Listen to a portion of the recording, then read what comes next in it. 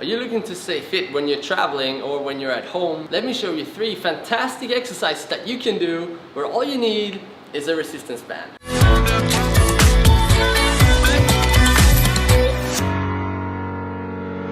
The first exercise is going to train primarily your core. So what you want is somewhere to attach your band, and what I'm using here is what's called a looped band. So a looped resistance band I'm going to thread through our Swedish stall bars. It's going to go into the loop and eventually going to make that attachment nice and strong. So the peel-off press you can do either on your knees, but I will demonstrate the standing version where you get a little bit more hip as well. So from here I'm going to position myself where I am a little bit away from the line of pull.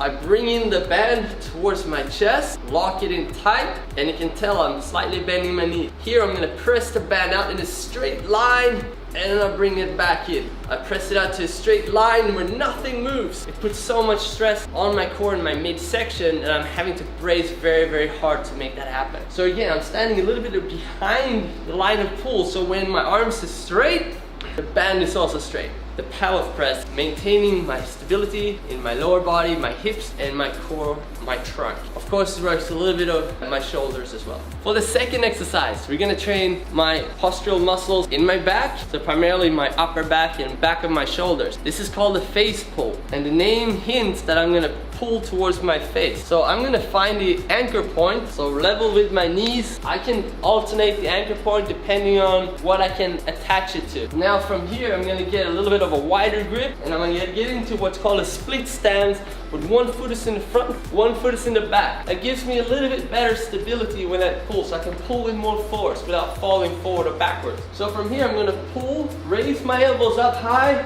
towards my face. So as I pull, my shoulders in the back are being squeezed together, and I'm letting my elbows fly up level to my shoulders or slightly below. Changing my foot stance, pull in and then release back down. And I like to hold it at the top of the movement for a few seconds just to make sure that I'm getting the contraction in my back that I want. That I'm not reaching forward with my head, but I keep my head nice and neutral as I'm pulling.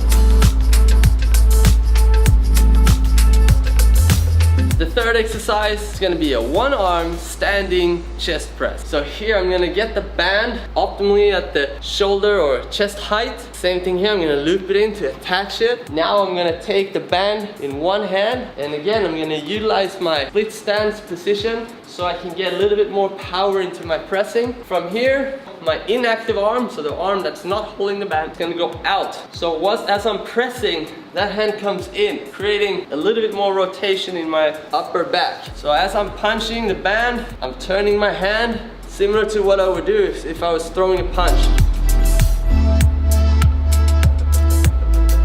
The power now comes from this entire chain. My hip and as well as my core can really feel like I'm working as a full kinetic chain. My entire body's working in this movement. It's nothing wrong to stand same leg, same arm forward, just a different stimulus. So you can also go in a bilateral stance and press. And again here, you're gonna work a lot on the core to prevent that rotation from happening. As far as sets and reps, you're gonna do these exercises, I like to keep it very, very simple. For example, if I have a timer, I will do the peel-off press for maybe 45 seconds, rest for the remaining time that's left of that minute, and then I'll change sides. So every exercise that I do, including the rest, will take 1 minute. Same goes for the face pull and the one-arm chest press. I'll do the same thing there. And then I can rotate these 3 exercises for anywhere from 2 to maybe up to 4 or even 5 rounds. So depending on how much time I have. So this could be a very time efficient exercise, and it's also very simple to plan and to structure. All you need, resistance band and timer. So the equipment that I was using was the loop band. Comes in different thicknesses, so different strengths. You could also use a resistance band tube with handles, totally fine to do these exercises with. The mini bands, perhaps not, but these are good for other work, perhaps lower body, or you can even do shoulder work with the mini band. Brand that we recommend, we tried a lot of resistance bands over the years, Sank band. The high quality of these pieces of equipment is second to none, and you can really feel there's a lot of confidence when you use them. You don't have to fear that they're gonna snap. snap on you. Thank you for watching this video. I hope you found it useful. If you did, please go ahead and share it with your friends. Until next time, I'll see you on the inside.